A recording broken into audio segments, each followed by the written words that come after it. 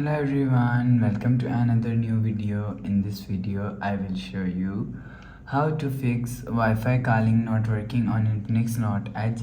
Let's start the video. If you want to fix this problem, so restart phone, just click and hold side power button and click on this restart icon. Again tap on this restart icon, you will see phone is restart. After restarting, enter phone pin, you will see your problem is solved.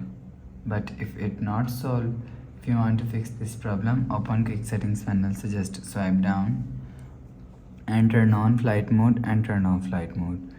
Turn on or turn off flight mode 1 to 3 times. After the process, go back to home screen. You will see your problem is solved.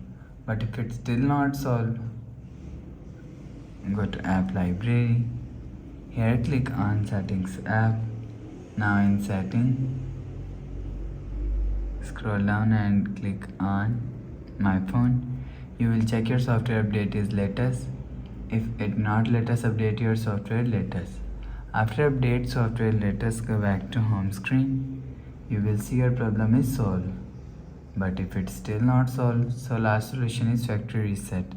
Click on settings app, scroll down and click on system and click on reset phone and click on reset all settings.